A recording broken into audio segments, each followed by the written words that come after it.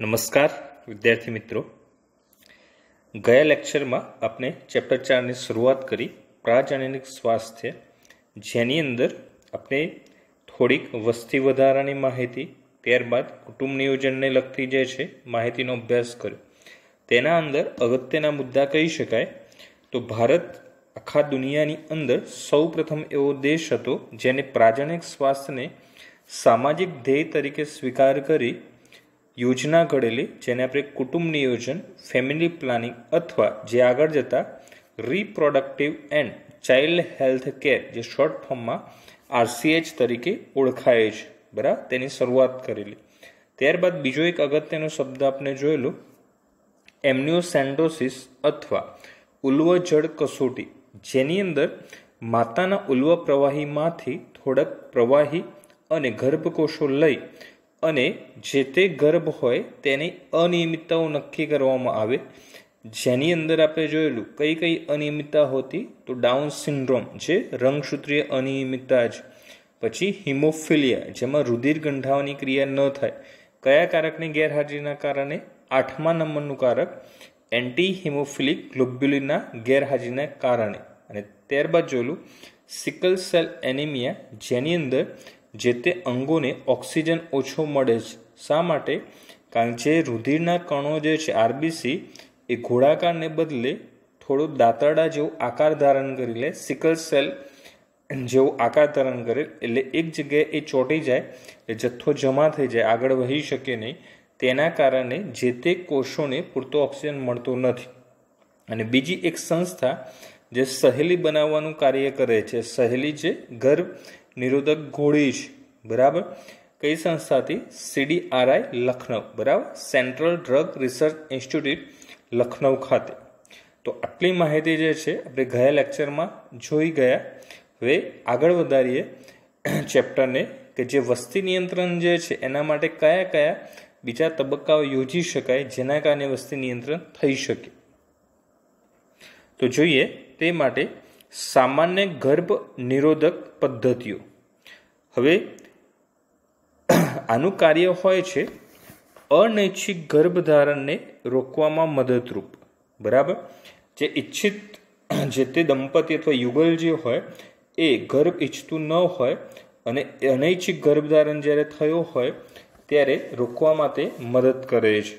હવે તે માટે જે ગર્ભ નિરોધક યુઝ થાય, બરાબર, શબ્દ છૂટો પાડો તો જ એનો અર્થ ડાયરેક્ટ જ ખબર પડી જાય. ગર્ભ જે છે બનતા અટકાવશે અથવા નિર્માણ થતા અટકાવે, બરાબર, પ્રતિરોધ કરે. તો એક આદર્શ ગર્ભ નિરોધક કેવો હોવો જોઈએ, બરાબર, એના લક્ષણો અહીંયા આપેલા છે કે તે વપરાશકર્તા માટે મૈત્રીપૂર્ણ હોવો જોઈએ, એટલે કે યુઝર ફ્રેન્ડલી, સરળતાથી જે છે એને ફાયદારૂપ થતો હોય તેવું. બીજું, સરળતાથી પ્રાપ્ય હોવો જોઈએ, જે તે જગ્યાએથી મેડિકલ સ્ટોર પરથી અથવા PHCમાંથી સરળતાથી તે પ્રાપ્ત હોવો જોઈએ. તે ઇફેક્ટિવ, અસરકારક હોવો જોઈએ અને અગત્યનું ઓછામાં ઓછી આડઅસરો હોવી જોઈએ. અમુક આડઅસરો હોતી નથી, પણ જો આડઅસર થતી હોય તો ઓછામાં ઓછી થતી હોવી જોઈએ, જેના કારણે એનું બીજું કોઈ નુકસાન ન થાય. તો આ થાય ગર્ભ નિરોધક જે છે તેના સામાન્ય લક્ષણો કે વપરાશકર્તા માટે મૈત્રીપૂર્ણ, પછી સરળતાથી પ્રાપ્ત હોવું જોઈએ, ઇફેક્ટિવ, અસરકારક અને ઓછામાં ઓછી આડઅસરો ધરાવતું હોવું જોઈએ. આ ઉપરાંત જે તે તેનો યુઝ કરે છે જે વપરાશકર્તા હોય તેની કામેચ્છા ઉત્તેજના અથવા સંવનનમાં અવરોધરૂપ ન હોવું જોઈએ.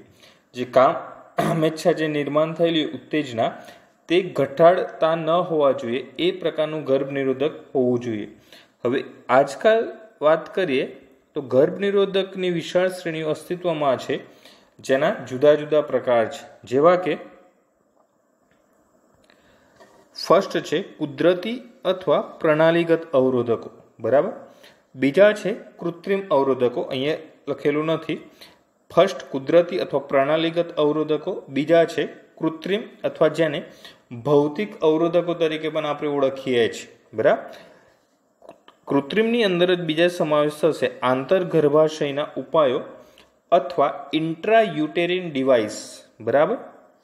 ગર્ભાશયને અંગ્રેજીમાં આપણે કહીએ છીએ યુટ્રસ અને એની આંતરિક રચના એટલે ઇન્ટર, બરાબર. આ ઇન્ટ્રા, તો IUDs જે છે ઇન્ટ્રા યુટેરિન ડિવાઇસ, ડિવાઇસ એટલે સાધન અથવા અહીંયા ઉપાયો તરીકે એનો શબ્દ યુઝ કરેલો છે. ત્રીજું છે મોં દ્વારા ગોળી સ્વરૂપે લેવાતા ગર્ભ નિરોધકો જે મોટા ભાગે અંતઃસ્ત્રાવી હોય છે. એટલે કોઈ વખત તમને એવું પૂછાય કે અંતઃસ્ત્રાવી અવરોધકો જે છે જણાવો, તો એ કયા થશે? ગોળી સ્વરૂપે જે લેવામાં આવે છે તે. બરાબર. તો એ અંતઃસ્ત્રાવી અવરોધક છે. અને ત્યારબાદ ઇન્જેક્ટેબલ, ઇન્જેક્શન મારફતે ઇમ્પ્લાન્ટ અંદર આરોપણ કરીને, અને ત્રીજું શસ્ત્રક્રિયા દ્વારા, જે શસ્ત્રક્રિયામાં બે ટેકનિક આવશે, વાઝેક્ટોમી અને ટ્યુબેક્ટોમી, એક શુક્રવાહિનીને લગતી અને એક અંડવાહિનીને લગતી. બરાબર. તો સૌ પ્રથમ જોઈએ હવે કુદરતી પ્રણાલીગત જે છે અવરોધકો કઈ રીતે ભાગ ભજવે છે તે. તો ગર્ભ અવરોધનની કુદરતી પદ્ધતિઓ, તો મુખ્યત્વે તેની અંદર 3 પદ્ધતિઓનો સમાવેશ થાય છે. સામયિક સંયમ, ત્યારબાદ બાહ્ય સ્ખલન અથવા સંવનન અંતરાલ, અથવા જેને અંગ્રેજીમાં કોઇટસ ઇન્ટરપ્ટ્સ તરીકે ઓળખવામાં આવે છે. પ્રથમ હતું સામયિક સંયમ, એટલે ચોક્કસ સમયગાળા દરમિયાન સંયમ જે છે જાળવવો. અને ત્રીજું છે હઠાવી લેવું અથવા દુઃખ સ્ત્રવણ એમનોરિયા અથવા ઋતુચક્રની ગેરહાજરી, જેને લેક્ટેશનલ એમનોરિયા તરીકે પણ ઓળખવામાં આવે છે. બરાબર. તો દુઃખ સ્ત્રવણ એમનોરિયા અથવા ઋતુચક્રની ગેરહાજરી. તો મુખ્યત્વે 3 પદ્ધતિ વારાફરતી જોઈએ. હવે આ જે પદ્ધતિઓ જે છે એનો મેઇન હેતુ શું છે અથવા કયો સિદ્ધાંત છે એ ખાસ અગત્યનો. તો આ પદ્ધતિઓનો મેઇન હેતુ છે અથવા સિદ્ધાંત જે છે અંડકોષ અને શુક્રકોષનું મિલન અટકાવે, એટલે કે અંડકોષ અને શુક્રકોષને જોડાવા દેતા નથી. આ સિદ્ધાંત પર આ કુદરતી પદ્ધતિઓ કાર્ય કરે છે. હવે તેની અંદર જોઈએ સૌ પ્રથમ સામયિક સંયમ અથવા પિરિયોડિક એબ્સ્ટિનન્સ. હવે આ તબક્કાની અંદર શું હોય છે? તો જે તે દંપતીએ ઋતુચક્રના 10 થી 17 દિવસના વચ્ચેના સમય દરમિયાન સંવનન ટાળવું અથવા તેનાથી દૂર રહેવું. હવે યાદ કરો, આપણે મેન્સ્ટ્રુએશન સાયકલ ભણેલા, ઋતુચક્ર, તો તેની અંદર 14મા દિવસે જે છે તે ઋતુસ્ત્રાવ જે છે થવાની ઘટના થઈ, એટલે અંડકોષપાત થતો હતો. બરાબર. ઋતુસ્ત્રાવ નહીં, અંડકોષપાતની ઘટના થતી જોવા મળતી, અંડકોષ મુક્ત થતો હતો. બરાબર. તો અંડકોષ મુક્ત થવાની ઘટના જે છે એ ઋતુચક્રના 14મા દિવસે થતી, એટલે 10 થી 17મા દિવસની વચ્ચે સમાવેશ થશે. બરાબર. તો એ દરમિયાન જે છે સંવનન ટાળવું જોઈએ, જેના કારણે શુક્રકોષ જે છે એ અંડકોષ સાથે જોડાય નહીં. બરાબર. તો અહીંયા અંડકોષ હાજર હોય પરંતુ શુક્રકોષની ગેરહાજરી. બરાબર. શુક્રકોષ ગેરહાજર એટલે અંડપતન થાય, અંડકોષ મુક્ત થાય, એટલે ફલનની તકો વધુ હોય, તો તેને ફલન સમય કહે છે. એટલે કે આ દરમિયાન અંડપતન થાય, અંડકોષ મુક્ત થાય, જો શુક્રકોષ આવે તો ફલન થવાની શક્યતા રહેલી છે. પરંતુ સંવનન જો ટાળવામાં આવે તો શુક્રકોષ મુક્ત થતો નથી અને ફલનની જે છે ઘટના અટકાવી શકાય. આમ સંવનન ન કરવાથી ગર્ભધારણથી જે છે એ બચી શકાય છે. બરાબર. તો ગર્ભધારણથી બચવાની ઘટના જે છે અહીંયા થતી જોવા મળે છે. કોનો સમાવેશ અટકાવીને? શુક્રકોષનો. બરાબર. અંડકોષ હોય પરંતુ શુક્રકોષનો અભાવ, એટલે ફલન થતું નથી. બીજી ઘટના બાહ્ય સ્ખલન અથવા સંવનન અંતરાલ, અથવા જેને કહેવાય છે કોઇટસ ઇન્ટરપ્ટ્સ. બરાબર. હવે આની અંદર શું હોય તે સમજીએ. જ્યારે પુરુષ સાથી સંવનન દરમિયાન, એટલે કે પુરુષ જે હોય એ જ્યારે મૈથુનની ક્રિયા સ્ત્રી સાથે જ્યારે ચાલુ હોય તો એ દરમિયાન શિશ્નમાંથી વીર્યસ્ખલન થાય તેના પહેલાં યોનિમાંથી શિશ્નને બહાર કાઢી લેવામાં આવે, જેના કારણે વીર્ય સેચન અથવા વીર્યદાન જે છે ઇન્સેમિનેશનથી બચી શકે છે. હવે આની અંદર પણ શું થશે? શુક્રકોષ અંદર પહોંચી શકતો નથી. અંડકોષ સ્ત્રીના શરીરમાં ભલે હાજર હોય પણ શુક્રકોષ જે છે વીર્ય સેચન થતાં પહેલાં શિશ્નને બહાર કાઢી લેવામાં આવે, એટલે વીર્ય અંદર પહોંચી શકતું નથી. તો તેના કારણે જે છે સ્ખલનની ઘટના અટકાવીને ફલન થતું અટકાવી શકાય છે. તો આ બંને પદ્ધતિમાં આપણે જોયું કે શુક્રકોષ જે છે અંદર પ્રવેશતા નથી. બરાબર. શુક્રકોષની ગેરહાજરી. મુખ્ય સિદ્ધાંત શું હતો? અંડકોષ અને શુક્રકોષનું મિલન અટકાવવું. એટલે અહીંયા બંનેમાં શુક્રકોષની ગેરહાજરી, એટલે માત્ર અંડકોષ હાજર છે, એટલે જે છે મિલનની ઘટના થતી જોવા મળતી નથી. બરાબર. ત્રીજો તબક્કો કુદરતી પદ્ધતિનો દુઃખ સ્ત્રવણ એમનોરિયા અથવા ઋતુચક્રની ગેરહાજરી. હવે આની અંદર શું થાય તે સમજીએ. સામાન્ય રીતે પ્રસૂતિ બાદ દુઃખ સ્ત્રવણની જ્યારે ઘટના થતી હોય ત્યારે અંડપાત અને ઋતુચક્ર જે છે એ શરૂ થતું નથી. બરાબર. જુદા જુદા અંતઃસ્ત્રાવો આપણે જ્યારે અભ્યાસ કરેલો ઋતુચક્ર દરમિયાન ત્યારે જોયેલું કે જેવું જ ગર્ભ સ્થાપનની ક્રિયા થાય ત્યારે અમુક અંતઃસ્ત્રાવો જેવા હતા પ્રોજેસ્ટ્રોજેન, ઇસ્ટ્રોજન વગેરેનું પ્રમાણ વધી જતું કે જે અંડકોષની ક્રિયા જે છે નિર્માણ થતી અટકાવે છે. હવે અંડકોષનું નિર્માણ અટકાવે તેનો મતલબ શું થાય? ઋતુચક્ર અટકાવે છે. બરાબર. એટલે અંડપાતની કોઈ ઘટના અથવા ઋતુચક્ર શરૂ થતું નથી. તો એનો અર્થ શું થયો? અંડકોષ અહીંયા શું છે? ગેરહાજર. અંડકોષ શું છે? ગેરહાજર છે. બરાબર. એટલા માટે જેટલા દિવસો સુધી માતા બાળકને સંપૂર્ણ સ્તનપાન કરાવે ત્યાં સુધી ગર્ભધારણની તકો લગભગ શૂન્ય હોય છે. બરાબર. તો એ દરમિયાન જો મૈથુનની ક્રિયા થાય છે, શુક્રકોષ અંદર પ્રવેશે છે, છતાં પણ ફલન થતું નથી. કેમ? કારણ કે અંડકોષ ગેરહાજર છે. એટલે આ પદ્ધતિઓનો મુખ્ય સિદ્ધાંત શું છે? અંડકોષ અને શુક્રકોષનું જોડાણ અટકાવવું. બરાબર.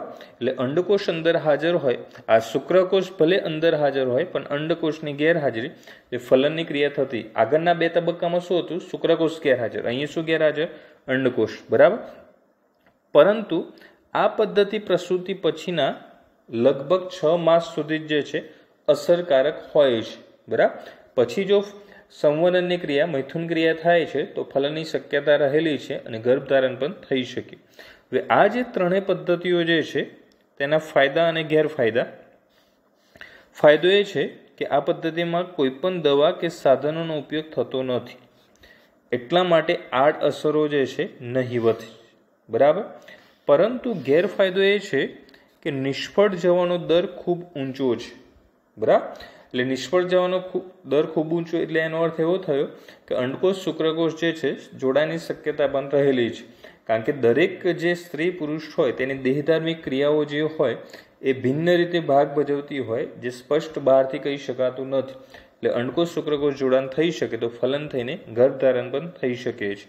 તો આ થઈ કુદરતી પદ્ધતિઓ. એમાં મુખ્યત્વે આપણે 3 પદ્ધતિઓનો અભ્યાસ કર્યો. બરાબર. કે એક જોયું કે ચોક્કસ પ્રકારનો જ્યારે સમયગાળો હોય એ અટકાવવામાં આવે. સામયિક સંયમ 10 થી 17 દિવસ દરમિયાન, પછી બાહ્ય સ્ખલન, વીર્યસેચન, યોનિમાર્ગની બહાર કરવામાં આવે અને દુઃખ સ્ત્રવણ કે જ્યારે ઋતુચક્રની ગેરહાજરી હોય એ દરમિયાન સંવનનની ક્રિયા થાય તો પણ ગર્ભધારણ રહેતો નથી. આ થઈ કુદરતી પદ્ધતિઓ. ત્યારબાદ જોઈએ આગળ ગર્ભ અવરોધનની કૃત્રિમ પદ્ધતિઓ. બરાબર. કૃત્રિમ પદ્ધતિઓમાં મોટાભાગે ઓળખવામાં આવે છે આ કૃત્રિમ પદ્ધતિઓ ભૌતિક અવરોધન પદ્ધતિઓ તરીકે. બરાબર. ભૌતિક અવરોધન પદ્ધતિઓ તરીકે જાણેલી છે. હવે તેની અંદર પુરુષ અને સ્ત્રી એટલે કે નર અને માદામાં જુદા જુદા પ્રકારના અવરોધકો યુઝ થતા હોય છે. હવે જે અહીંયા અવરોધક જે યુઝ થાય છે એ નરની અંદર સામાન્ય રીતે ઓળખાય છે નિરોધ અથવા કોન્ડમ તરીકે, જ્યારે માદાની અંદર આંતરપટલ અથવા ડાયાફ્રામ તરીકે ઓળખવામાં આવે છે. પુરુષની અંદર જે તે નિરોધ યુઝ થતા હોય એ પાતળા રબર અથવા લેટેક્સમાંથી બનેલા હોય છે જે અવરોધક તરીકે કાર્ય કરે. લેટેક્સ એટલે એકદમ જે છે પાતળી રબર જેવી રચના જેને લેટેક્સ તરીકે ઓળખવામાં આવે છે. બરાબર. હવે જેની મદદથી આ જે નિરોધ જે હોય તેની મદદથી પુરુષના શિશ્ન જે છે અને સ્ત્રીની યોનિ અને ગ્રીવાને સંવનનથી થોડા સમય પહેલાં ઢાંકવામાં આવે છે. નિરોધ જે છે 2 પ્રકારના હોય, પુરુષ નિરોધ અને સ્ત્રી નિરોધ. અહીં આકૃતિમાં તમે જોઈ શકો છો. આ જે છે પુરુષ નિરોધ છે અને આ જે છે માદા નિરોધ છે. બરાબર. તો પુરુષ નિરોધ જે છે એ શિશ્નને ઢાંકવા યુઝ થશે, જ્યારે માદા નિરોધ જે છે તે યોનિમાર્ગ અથવા ગ્રીવા માર્ગને જે છે ઢાંકવા માટે યુઝ થાય છે. જેના કારણે શિશ્ન દ્વારા જે વીર્યનું સ્ખલન થશે તે યોનિમાર્ગમાં દાખલ થઈ શકતું નથી અને ગર્ભાધાનથી બચી શકાય છે. કારણ કે ઉપર જે છે નિરોધ જે છે લગાવેલો હોય તેના કારણે જે તે વીર્ય મુક્ત થશે એ નિરોધની અંદર જ રહેશે, યોનિમાર્ગમાં જે છે થઈ શકતું નથી. નિરોધ એ પુરુષ માટેના કોન્ડમની પ્રસિદ્ધ બ્રાન્ડ છે. બરાબર. જે કોન્ડોમની પ્રસિદ્ધ બ્રાન્ડ જે નિરોધ તરીકે પણ ઓળખાય છે.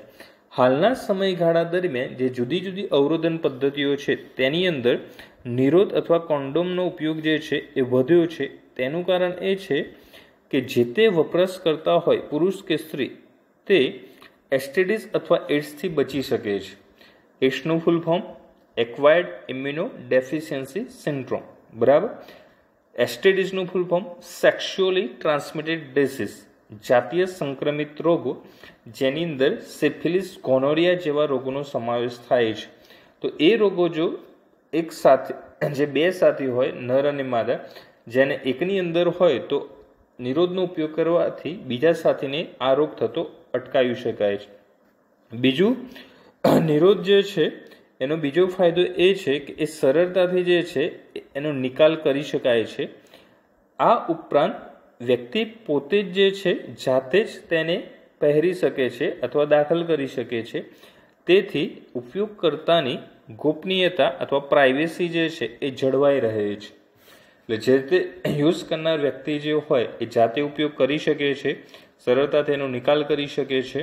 આ કારણસર જે છે જે ઉપયોગ કરતા માત્ર તે જ છે એ એના પૂરતી જ એ માહિતી સીમિત રહેશે, એટલે એની ગોપનીયતા અથવા પ્રાઇવેસી જળવાઈ રહે છે. તો આ થઈ નિરોધ જે બે પ્રકારના હોય, પુરુષ અને સ્ત્રી નિરોધ, બરાબર. ત્યારબાદ સ્ત્રીની અંદર યુઝ થાય છે ગ્રીવા ટોપી અને વોલ્સ.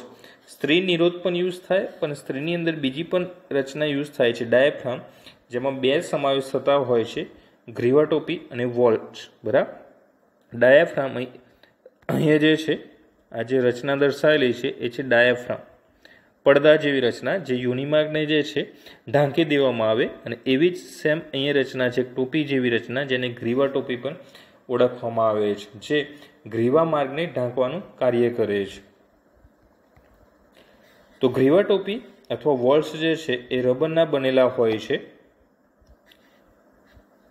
જે આપણે જોયું આગળ. નિરોધ પણ છે ને રબર અથવા લેટેક્સમાંથી, જે પ્રજનન માર્ગમાં સંવનન દરમિયાન ગ્રીવાને ઢાંકવા દાખલ કરાય છે. એટલે ગ્રીવાને આ જે રચના જે છે ગ્રીવા ટોપી અથવા વોલ્સ ઢાંકી દેશે, જેના કારણે મૈથુન ક્રિયા દરમિયાન વીર્યસ્ખલન થાય તો પણ જે વીર્યમાંથી મુક્ત થતા શુક્રકોષો અંદર પ્રવેશી શકતા નથી, કારણ કે ગ્રીવા માર્ગ શું છે ઢાંકી દેવામાં આવેલો છે. આ જે ગ્રીવા ટોપી અને વોલ્સ જે છે એ પુનઃ ઉપયોગી છે, ફરીથી પણ તેનો વોશ કર્યા પછી ઉપયોગ થઈ શકતો હોય છે.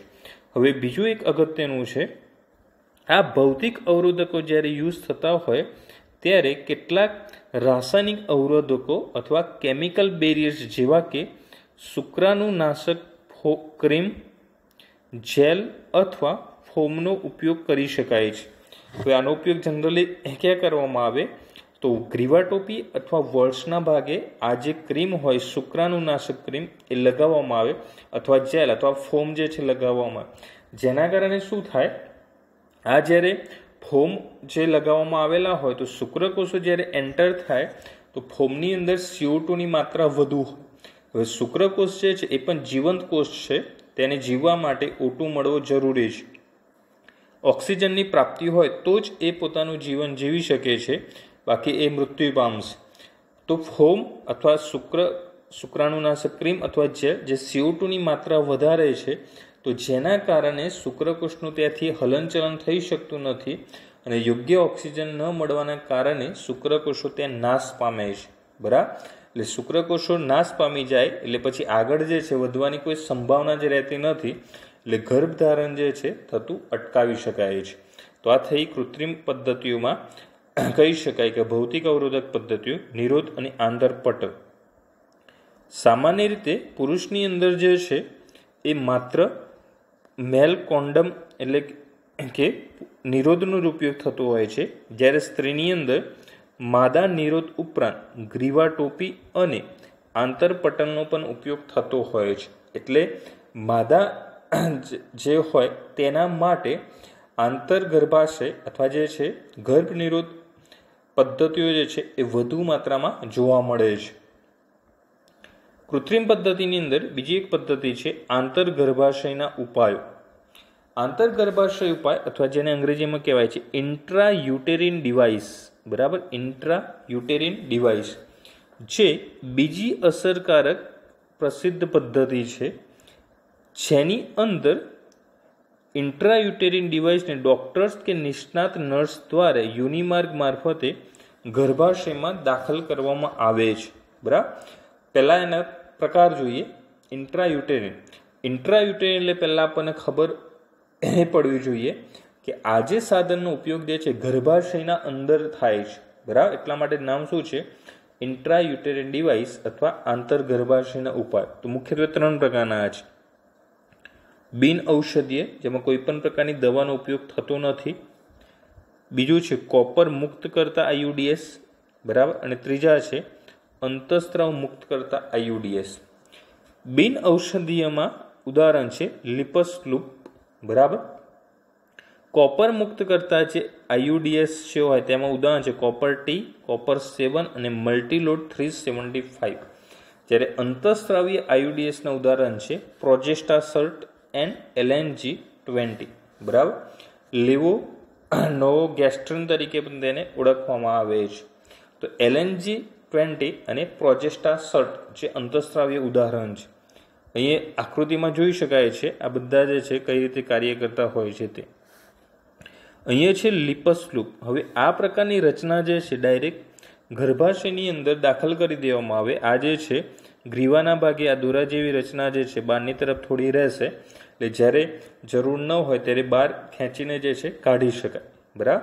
તો લિપસ લૂપ જે શેનું ઉદાહરણ છે કે સામાન્ય રીતે આપણે કહી શકીએ કે ઇન્ટ્રાયુટેરિન જે ડિવાઇસ જે હોય છે તેની અંદર બિન ઔષધીયના ઉદાહરણ તરીકે કાર્ય કરે છે.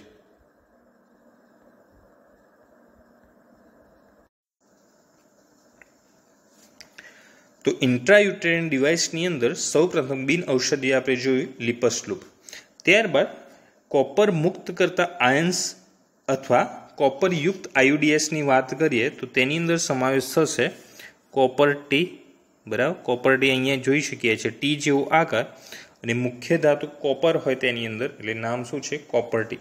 તે રીતે અહીંયા ટી આકાર હતો તો અહીંયા 7 આકાર છે, એટલા માટે નામ શું છે? કોપર 7. અને અહીંયા એક સાથે વધુ જે છે આવા રચના જોવા મળે છે એટલા માટે નામ આપ્યું છે મલ્ટીલોડ 375. બરાબર. તો મલ્ટીલોડ જે છે રચના દરેકના છેડે જે છે દોરા જેવી રચના છે જેની મદદથી જ્યારે જરૂરિયાત ન હોય ત્યારે બહાર જે છે આ રચના ખેંચી શકાતી હોય છે.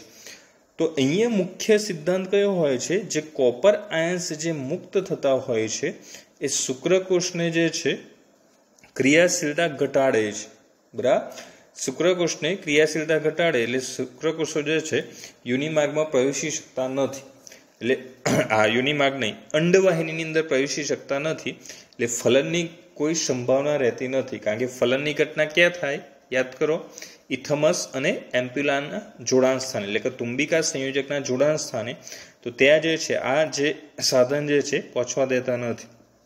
અને ત્યારબાદ અહીંયા છે પ્રોજેસ્ટા સર્ટ અને LNG-20 અથવા લેવોનોર ગેસ્ટ્રેલ આયુડી, જેની અંદર શું હોય કે જે તે આ એક પ્રકારનું એવી સાધનવાળી રચના હોય છે જેની મદદથી અંતઃસ્ત્રાવ જે છે તે અંદરની તરફ જે છે ધકેલવામાં આવતા હોય છે. બરાબર. એક સામાન્ય ગોળી જેવી રચના હોય તો એ મારફતે અંતઃસ્ત્રાવ જે છે અંદર મોકલવામાં આવતા હોય, જેની અંદર મોટાભાગે હોય પ્રોજેસ્ટોજેન અથવા પ્રોજેસ્ટોજેરોન. બરાબર. અને બીજું હોય અંતઃસ્ત્રાવ્ય લેવોનોર ગેસ્ટ્રેલ આયુડી, જે અહીંયા તમે જોઈ શકો છો કોપર ટી કરતાં આ રચના થોડીક વળેલી છે. બરાબર. તો એ પ્રકારની જ્યારે રચના જોવા મળે તો એ LNG-20ની થશે. તો જે બિન ઔષધિઓમાં લિપસ લૂપ, ત્યારબાદ કોપર મુક્ત કરતા આયુડીએસની અંદર કોપર ટી, કોપર 7 અને મલ્ટીલોડ 375, અને તે સિવાય અંતઃસ્ત્રાવીમાં પ્રોજેસ્ટાર્સ અને LNG-20. આ સિવાય અહીંયા એક એક્સ્ટ્રા દર્શાવેલું છે, અહીંયા જોઈ શકાય છે આ પ્રકારની કોઇલ જેવી રચના. જે ટીનો ભાગ જે હોય એ વળેલો છે, જેને એસેપ કોઇલ, અહીંયા ગુંજળામય રચના છે એટલે નામ શું આપ્યું છે? એસેપ કોઇલ તરીકે ઓળખવામાં આવે છે. તો આ થઈ એની રચના વિશેની વાત, કઈ રીતે જે છે જોવા મળતા હોય છે તે. હવે એનો જે છે અહીંયા કોમન કાર્ય આપ્યું છે કે આયુડીએસ ગર્ભાશયની અંદર શું કરે? શુક્રકોષનું ભક્ષણ કરે છે. બરાબર. ફેગોસાઇટોસિસની ક્રિયા એટલે શુક્રકોષો નાશ કરવાની ક્રિયાની અંદર વધારો કરી દે. પછી મુક્ત થતા કોપર આયન જે છે એ શુક્રકોષની ચલિતતા અને ફલન ક્ષમતાને અવરોધે છે. એટલે ચલિતતા સ્ટોપ કરશે, જેના કારણે શું થાય, અંડવાહિનીમાં પ્રવેશ ના થાય અને ફલન ક્ષમતા બંધ થશે. અંતઃસ્ત્રાવ મુક્ત કરતા આયુડીએસ જે હોય એ ગર્ભાશયને ગર્ભધારણ માટે અયોગ્ય બનાવે છે અને ગ્રીવામાં શુક્રકોષોનો પ્રવેશ અટકાવે છે. એટલે ગર્ભાશયના સ્તરની અંદર એ પ્રકારનો ફેરફાર કરે, ગર્ભાશયનું સ્તર જાડું કરે, જેના કારણે ગ્રીવા માર્ગ જે છે એકદમ સાંકડો થઈ જાય, જેના કારણે શુક્રકોષ પ્રવેશી શકતા નથી. બરાબર. આયુડીએસ એ સ્ત્રીમાં ગર્ભધારણમાં વિલંબ અથવા મોડું અને અથવા બાળકો વચ્ચે અવકાશ અથવા સમયગાળો રાખવા ઈચ્છે તેના માટે આદર્શ ગર્ભ નિરોધક છે. ભારતમાં વ્યાપક સ્વીકૃત ધરાવતી ગર્ભ નિરોધક જો પદ્ધતિ હોય તો આયુડીએસ કોપરટી. હવે આ શબ્દનો અર્થ એવો થાય, ધારો કે એક દંપતી છે, તેની અંદર એક બાળકનો જન્મ જે છે વર્ષ 2000ની અંદર થાય છે. હવે એમની ટૂંક સમયમાં કોઈ બીજા બાળકને ઈચ્છા નથી અને થોડાક વર્ષ પછી બીજું બાળક જે છે થાય એવી તેમની ઈચ્છા છે. ધારો કે 2003ની અંદર અથવા 2004ની અંદર બીજું બાળક જે છે એ એમને નિર્માણ કરવાની ઈચ્છા છે. તો પ્રથમ બાળક નિર્માણ થયા પછી જે તે સ્ત્રી હોય તે આ જે આંતરગર્ભાશયના જે ઉપાયો બતાવ્યા છે એનો ઉપયોગ કરે, તો જ્યારે બાળકની ઈચ્છા હોય 2004નું વર્ષ જે છે તો 2003નું વર્ષ આવે એ દરમિયાન જે છે આ આયુડીએસનો ઉપયોગ બંધ કરી દેવામાં આવે તો શું થશે, ગર્ભધારણની શક્યતા રહેશે, ફલન થશે, ફલિતાન નિર્માણ થશે. તો 2004ની અંદર જે છે બાળકના જન્મ થવાની ઘટના થશે. એ ચોક્કસ સમયગાળો જે નક્કી કરેલો હોય, જે તે દંપતી ઈચ્છતું હોય, 1 વર્ષ, 2 વર્ષ, 3, 4 વર્ષ, જે તે સમયગાળો, તે આધારે જે છે નક્કી કરવામાં આ આયુડીએસ અગત્યના ભાગ ભજવતા જોવા મળે છે. ગર્ભ નિરોધક પદ્ધતિઓને એનિમેશન દ્વારા સમજવાનો પ્રયત્ન કરીએ. સામાન્ય રીતે અનૈચ્છિક ગર્ભધારણ અટકાવવા માટે ગર્ભ નિરોધક પદ્ધતિઓનો ઉપયોગ થતો હોય છે, જેને અંગ્રેજીમાં કોન્ટ્રાસેપ્ટિવ ટેકનિક્સ અથવા કોન્ટ્રાસેપ્ટિવ સિસ્ટમ્સ તરીકે પણ ઓળખવામાં આવે છે. બરાબર. જેની અંદર મુખ્યત્વે કુદરતી પદ્ધતિઓ, ત્યારબાદ કૃત્રિમ પદ્ધતિઓમાં અવરોધક પદ્ધતિ, આંતરગર્ભાશયના ઉપાય, મુખ દ્વારા લેવાતી દવાઓ, ઇન્જેક્શન, આરોપણ અને શસ્ત્રક્રિયા જેવી પદ્ધતિઓનો સમાવેશ થાય છે. જેમાં કુદરતી પદ્ધતિની વાત કરીએ તો તેનો સિદ્ધાંત છે શુક્રકોષ અને અંડકોષનું ફલન થતું અટકાવવું. કુદરતી પદ્ધતિઓમાં મુખ્યત્વે 3 પદ્ધતિઓનો સમાવેશ થતો હોય છે: સામયિક સંયમ, ત્યારબાદ સંવનન અંતરાલ અને દુઃખસ્ત્રાવ એમનોરિયા અથવા ઋતુચક્રની ગેરહાજરી. સૌ પ્રથમ વાત કરીએ સામયિક સંયમ, તો જેની અંદર મુખ્યત્વે ઋતુચક્રનો જે સમયગાળો જે છે 10 થી 17 દિવસ દરમિયાન, બરાબર, એમાં અંડપાત થતો હોય છે મુખ્યત્વે 14મા દિવસે. તો તે દરમિયાન જે છે સંવનનની ક્રિયા અટકાવવી જોઈએ. અહીંયા જે છે અંડકોષપાત દર્શાવેલો છે 16મા દિવસની અંદર. તો એ દિવસ જો એ દિવસોમાં જો સંવનન અટકાવવામાં આવે તો તેના કારણે અંડકોષ અંદર હાજર હોય પણ શુક્રકોષ ગેરહાજર હોય, એટલે ફલન થઈ શકતું નથી. બીજી ઘટના છે કોઇટસ ઇન્ટરપ્ટ અથવા જેને કહેવાય છે સંવનન અંતરાલ અથવા બાહ્યસ્ખલન, જેની અંદર સાથે જ્યારે મૈથુન ક્રિયા ચાલુ હોય તો સિસ્ટર જે છે વીર્ય ત્યાગ યોનિમાર્ગમાં કરે તે પહેલાં તેને જે છે બહાર કાઢી લેવામાં આવે, જેથી વીર્યનો ત્યાગ જે છે એ યોનિમાર્ગમાં થતો નથી, એટલે શુક્રકોષો અંદર પ્રવેશી શકતા નથી.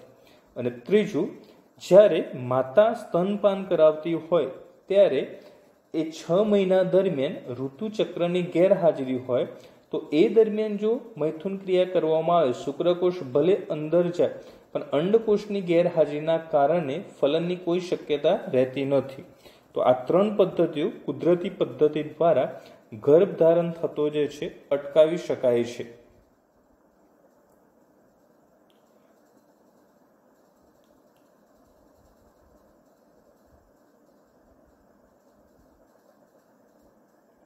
આ પદ્ધતિઓના ફાયદા અને ગેરફાયદાની વાત કરીએ તો ફાયદા એ છે કે તેની કોઈ આડઅસર જોવા મળતી નથી, પરંતુ ગેરફાયદા એ છે કે આ પદ્ધતિઓ સંપૂર્ણ 100% જે છે સ્વસ્થ હોતી નથી. અહીંયા ત્રીજી અવસ્થામાં ઋતુચક્રનો જે ગેરહાજરી હોય જે ઓક્સિટોસિનના કારણે જોવા મળતી હોય છે.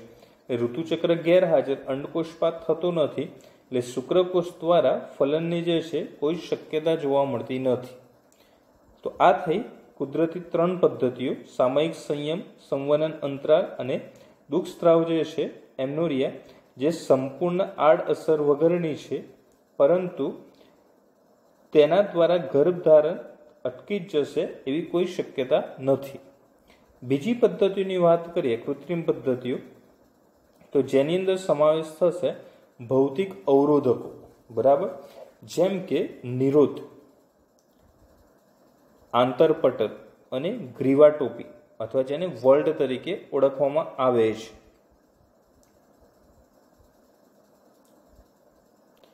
સામાન્ય રીતે નર નિરોધ અને માદા નિરોધ જે છે એ બજારમાં જોવા મળતા હોય છે, જેનું કાર્ય પણ છે શુક્રકોષ અને અંડકોષનું જોડાણ થતું અટકાવવાનું.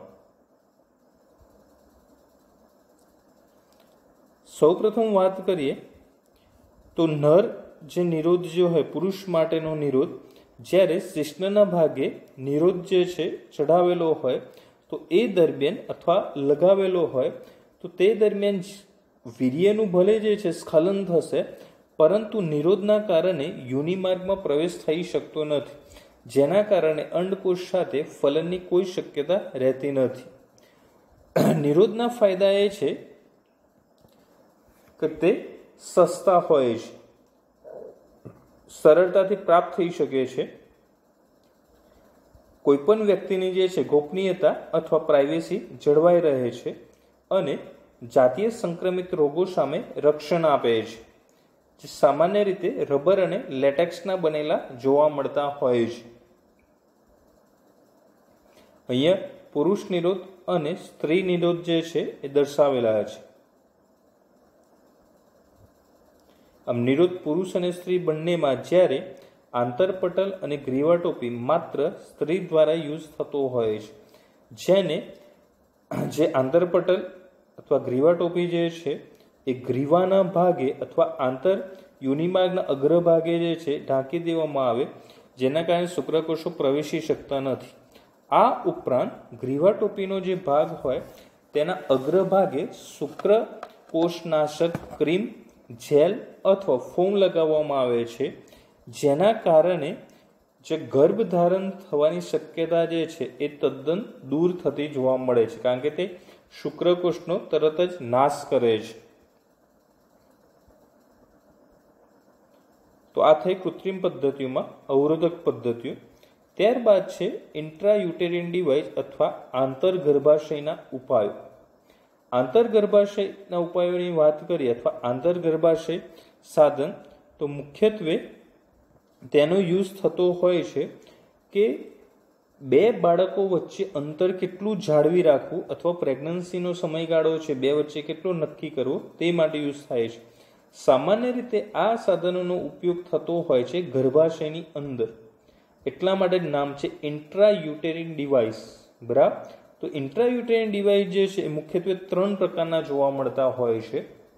એક જે બિન અંતસ્ત્રાવી છે, તેમાં ઉદાહરણ થશે લિપસ લૂપ. ત્યારબાદ કોપર આયન મુક્ત કરતા આયુડીએસ, જેની અંદર ઉદાહરણ આવશે કોપર ટી, કોપર 7 અને મલ્ટીલોટ 375. અને ત્રીજું છે અંતસ્ત્રાવી આયુડીએસ, જેમાં પ્રોજેસ્ટાસર્ટ અને LNG-20 નો સમાવેશ થતો હોય છે. એ વિવિધ પ્રકારના જે છે તે સાધનો દર્શાવેલા છે, જેમાં પહેલું છે બિન ઔષધીય, જે લિપસ લૂપ તરીકે ઓળખવામાં આવે છે. કોપર મુક્ત કરતા આયુડીએસ કોપર ટી છે, કોપર 7 હોય અને મલ્ટીલોટ 375. અંતસ્ત્રાવ મુક્ત કરતા આયુડીએસ પ્રોજેસ્ટાસર્ટ અને LNG-20.